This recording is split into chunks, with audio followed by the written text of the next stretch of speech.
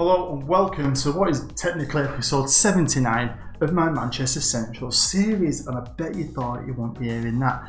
It's not a let's play.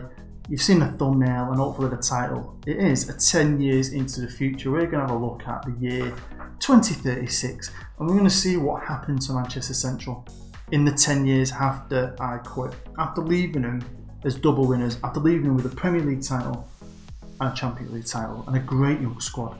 A young squad that was 24 to 25 years old, not even hitting his peak, a squad that could have probably dominated world football for a good few years. So we're going to find out what happened, and it's interesting, I'll be honest. Yeah. So yeah, thanks for tuning in. I've missed it here, I've missed the Sabret, I've missed this club, honest. I missed this save, not planning for this save is so weird. So yeah, thanks for tuning in. Make sure you smash the like button. Make sure you subscribe if you're brand new. Make sure you hit the notification bell. You'll never miss an episode. A new Let's Play is coming soon, so keep your eyes out for that. It should be a lot of fun. Go and check out all the other content. But for now, jump on your hoverboard, press your button on your Nikes to tighten them up like Back to the Future style. Let's do this. And here we are in 2036, pretty much exactly 10 years after I left, after I went off on my motorbike into the sunset, never to be seen again. And at the minute they've got a guy I've never heard of as the manager, called Dimitri Halajeko or something. We'll have a look at him in a minute. You'll see that graph, you'll see they've done pretty well. It's pretty misleading now. I'll share what they've done. It's still a 4-star club. It's still at a Sabret Dalton. It's not been improved on its capacity. It's only still a 27,000 seater. They're not rich anymore either. They've still got Niels Kempf as their best player. Not a clue how old he is. Yeah, I'm not happy. It's like someone took my baby, stole it basically, and just abused it or something. It's like, yeah, it's a bit disheartening. And the first bit I'm going to share with you is the managers. So let's get into it. Right, and here we are in the manager history, and you'll see there that was me, just short of 9 years pretty much at the club. Won 5 leagues, won 4 cups, 5 promotions. Well, we came up from the bottom, didn't we? I forget that I was not in the Premier League. I forget all them other years. So basically, I got replaced by Diego Simeone. Now, Diego Simeone, you'll remember, was at Manchester City. He then left City in that last year, was replaced by Carlo Ancelotti. Manchester Central, instead of employing Jose Mourinho, who didn't have a job, remember, he'd just been sacked after 8 titles at United. Instead of signing him on a free, they paid 20 million quid to release Diego Simeone from his Barcelona contract. And he only stayed for 2 years, and he won 3 cups. Which is okay, because those cups were FA Cups and a Europa League. So I mean, that's pretty decent, right? It's pretty decent. But the fact he's left after 2 years just means he just does not respect Manchester Central, especially because he left and went to Man City. So next up, we had a guy called Marcelino, who, yeah, it looks good for 70. He was a decent manager. He's now at FC Bayern, but they sacked him after 265 days. He must have been having a shocker.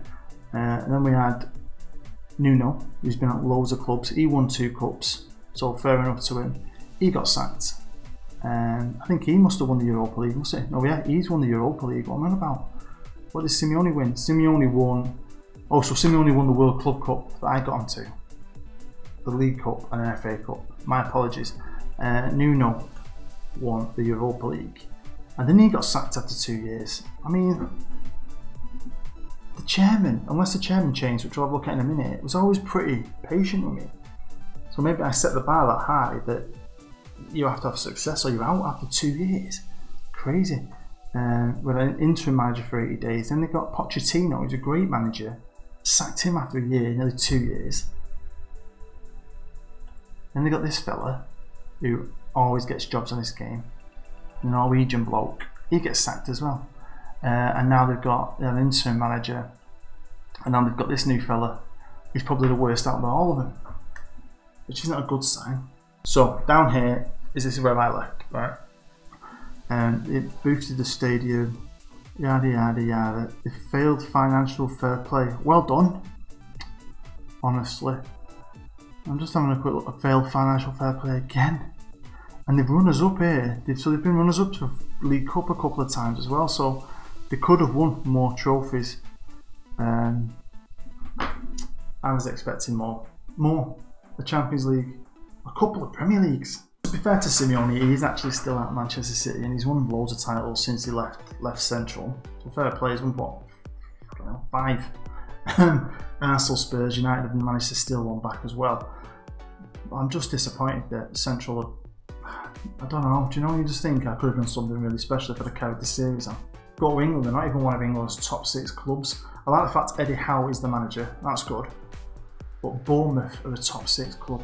Now before we have a look at the current squad and some of the transfers they might have made, some of the players are obviously still there, some of them put in their entire careers to the club. And 2 of them players were legends. One of them is Ian Moss, who's just been released, who's still great. They've just released him at 34. Look how good he became and how good he still is. His physicals aren't that bad. I can't believe they've given up on him.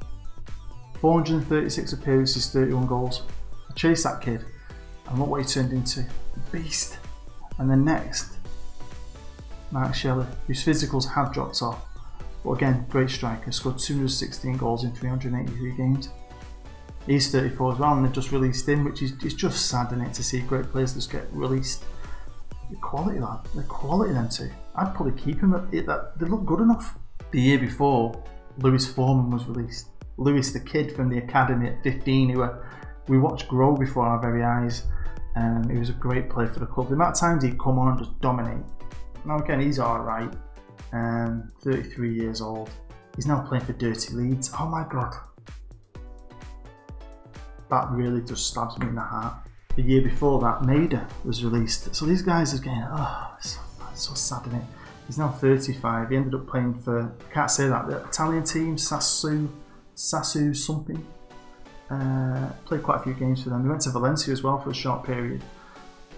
I loved him, great player. I hate seeing him old and past it now, it's heartbreaking. Let's have a look at the current squad and it's not that big, so obviously it's July, so he's got some rebuilding to do, but I don't think he's got a lot of money. I can just see this club getting worse and worse and worse, unfortunately. Now if we look at all their best players, they're all going to be obviously going to be regens. I mean, he's okay, but I don't know any of these guys. He's alright. Who've we got here? We've still got Niels Kempf, who's still the club captain, who still doesn't look like he's changed one bit. Great player. Nearly played 400 times for the club. Awesome player. Anyone else? Sebastian Chan. They bought Sebastian Chan back from Nice. And now he's up for sale again. What? Edison Gamma's still at the club, which is nice to see. Edison, still a good player as well. 34. That's it. Here we are with the overall best 11, and I imagine it's a bit different. Sir Brett Dalton isn't on it anymore. This guy's in net. Whoever he is. Who's he? What happened to Gandalf the Grey? Where is Gandalf the Grey? Ian O'Keefe's on the bench. We'll have a look in a bit. Chan is at right back. Esquitini made it. Esquitini, great player. Is he still at the club? He is, isn't he? Is he in the under 23s? Must be. Beaumont is at Real Madrid. 34 years old. Good. Don't know who this kid is, the left back. Not a clue.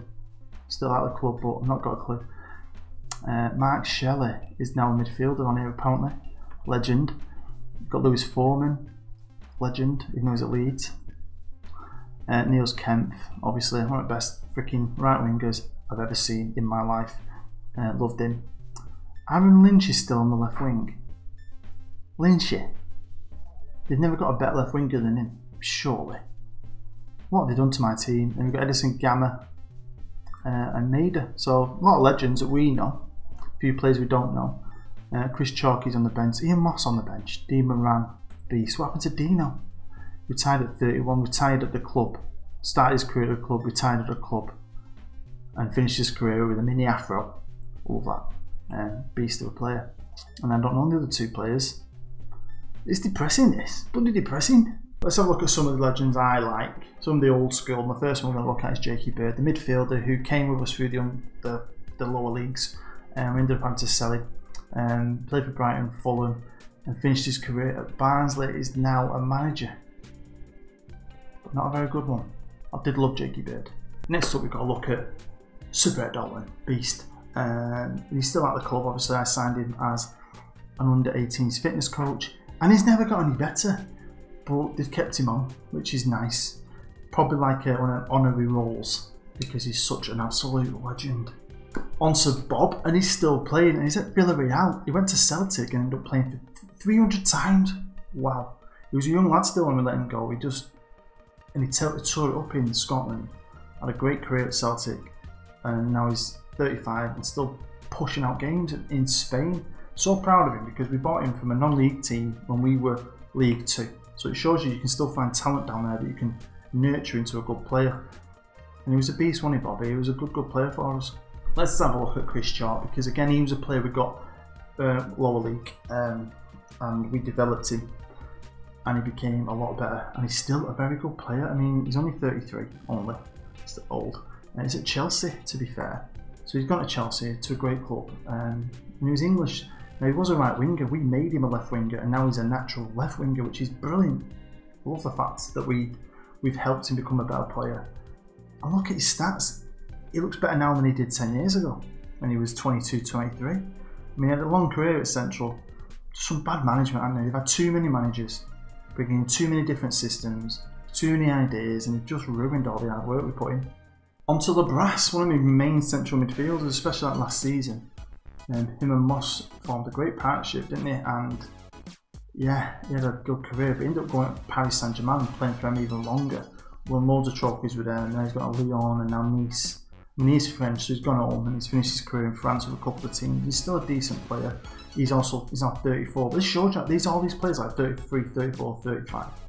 I left them just before they hit their peak. If they just kept them together and kept on playing two up front, my system, I believe I could have repeated. I believe we could have done back-to-back titles and won more major trophies. And it's sad that that's not what's happened. On to Gandalf the Grey next, and he is rotting in the under-23s at Everton, unfortunately, which is very strange, especially when you look at his ability. I mean, he's played, wow, he only played 87 league games for us. Like, I feel like we had Gandalf for ages. Obviously not. They got rid of him, and he's obviously played the bulk of his career at Everton. 338 games, which is insane because he was a top keeper. They should have kept him. That's probably why I was surprised when I didn't see him on the overall 11. That's why, because they got rid of him pretty quick. Probably got rid of him just after I left. Which is stupid. So look at Julian Garcia. Do you remember him, the left winger that was a striker as well? He was a good player. He ended up leaving, got to Real Madrid, and now he's at Chelsea. So Chelsea is running in the under-23s, but he's played for him. Chelsea are like picking up all the old Central boys, aren't they? He won the Champions League with Real Madrid. Wow. But again, I don't know if you've ever done this yourself. Try it.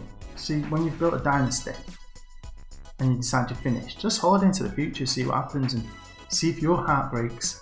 Do you know what I mean? When I did this with Booty in the Hood last year with Huddersfield, Jose Mourinho got my job and never left. He had one manager, he kept the team together, he added to it, he won freaking like 5 titles on the run, he won the Champions League 3 times. I was jealous because he took what I'd done and improved on it and done what he should have done. And I kind of was jealous with that, but now I'd rather that happen. I'd rather someone like Jose came in, stayed in the job, was still in the job, and took it on like it should have done instead of letting it just go. Next up, it's Bissot. Now you might remember that last year. I think you a lot of you helped me with it. I had a great squad and we were like nearly men, weren't we? I think the thing we were lacking was decent fullbacks. The rest of the team was good enough. You could see it was going to be good enough. It was just the fullbacks. And the first person we brought in was a right back called Bissot, who was great. And again, it looks like he was sold off pretty quick and then spent the rest of his career at Monaco, where he still is today. And the other player was a Bad, who we were retraining as a left back, and he would have become a left back, but obviously again, he got binned, went to Paris Saint-Germain, then on to Chelsea, and they've just released him this year. And look, he's such a good player. If you concentrated him, he would have been a great left back as well. And I think he's proof that you don't need a green player. You don't need to be green in that position. He was half orange or something. One of the best season I've ever seen as a left back ever. So yeah, don't be put off by not being green. Don't be put off by not being. You can retrain a player. Trust me. Next player is Esquitini, again a young player who we brought in. He also made me find Santa Cruz, who we're going to look at next. And he was quality. Now he's still at Central, so fair play. He's stayed, and he was you could tell the kid was going to be good, and it looks like he was. I suppose now I'm thinking about it, obviously a new manager, Simeone's probably coming, he plays a completely different way to me. He would have had to restructure the team, but it's still a shame. And this is Santa Cruz, and it looked like he did stay for a while, and he's gone to Spurs and ended up playing for Tottenham for a lot longer. He's still only 30, he's still a good player. I think he should have been better than this. I saw a big future for this lad. He's a big lad, great player, reminded me like Patrick Vieira. Towards the end of the year, he pushed Labras out, and it was Santa Cruz and Moss who took us to the end when we won the title in the Champions League. So yeah, another player that should have stayed. Now I'm on the staff page, now I can't go through all of it, obviously, but a lot of the staff were top staff now. I don't know if you ever noticed, if you ever downloaded the database, but I put my friend in, the guy who does all the Sky Sports interviews, Jamie. I put him in it just for a bit of fun.